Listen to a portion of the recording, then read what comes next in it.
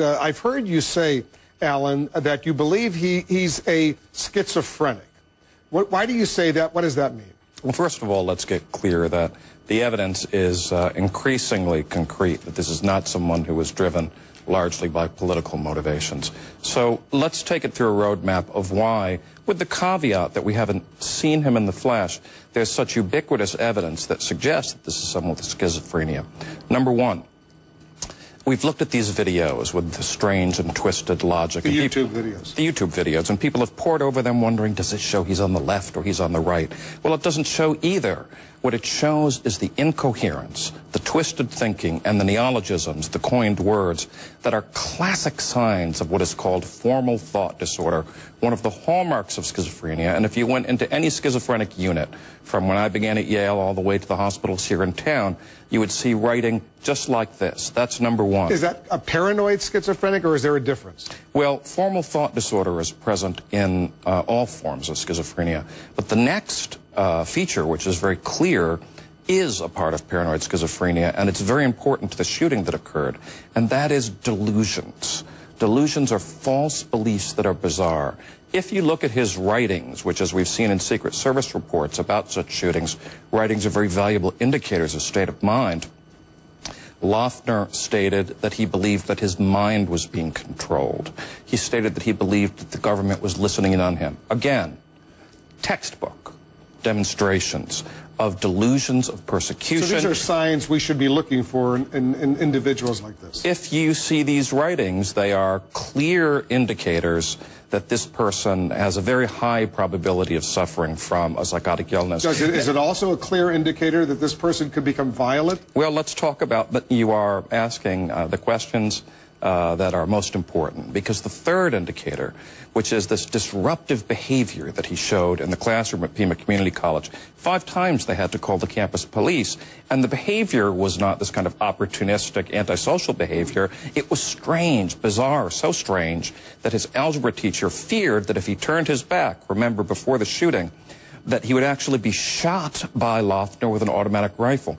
This is someone who's having a psychotic break, and there was a witness, a friend of Loughner's or an acquaintance, who knew him during the years of 19 to 22, the age he is now, and said that he underwent a radical change. So what makes a schizophrenic, even a paranoid schizophrenic, become dangerous?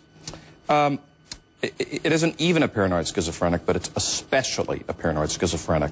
Schizophrenics as a whole are not dangerous. A psychopath would be more dangerous, but a paranoid is afraid more than anything else, Wolf, that someone is out to get them. Are they hearing things, people talking to them in their brains? Some have hallucinations and some have delusions, but the key here, and the connection to Giffords, is that if someone believes that the government is out to get them in a delusional way, that it's filling their mind and running through their mind, and around them is rhetoric, which is hostile and chaotic, research shows that it makes the symptoms worse, that because they are paranoid and believe that people are out to get them, they believe in the threat, and in that case, they act on it. And that's what I believe. There's a strong chance. The tragedy here is that with the proper medication, these people can be treated and live relatively normal lives. Well, a very interesting point. Arizona, unlike many other states, has a very unique law. And the law states that any person, a faculty member, a teacher, can petition the state to have a psychiatric evaluation done. No one did this. If this had been done, or if a friend, a counselor, a teacher had taken him to a parent had taken him to a hospital, there are antipsychotic medications that would have removed the very paranoid delusions that you were talking about, or reduced them in most cases. And I tell you now, having seen these cases for 25 years, if that had occurred, we would not be talking about this tragedy today.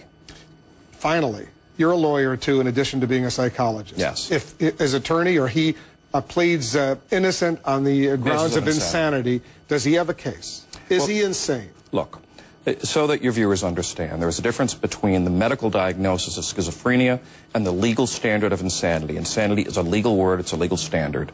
And to boil it down to its essence, it means, did the person know what they were doing was wrong, and did they know the difference between right and wrong? The question is, and this is something that you would have to see him to know, is he so psychotic, if indeed psychotic, and the chances are high, that he did not know that his actions were wrong. And look at his last note that he left on MySpace. He told his friends, "I'm sorry. Please don't be mad at me." And that, you can be sure, the prosecution will use as state-of-mind evidence that he knew what he was doing was wrong. Alan Lipman, thanks very much. Useful information. I want to stress, though, you have not seen him. You don't know him. This is all based on just your observations reading about him. Not only do you want to stress it, but I want to stress it.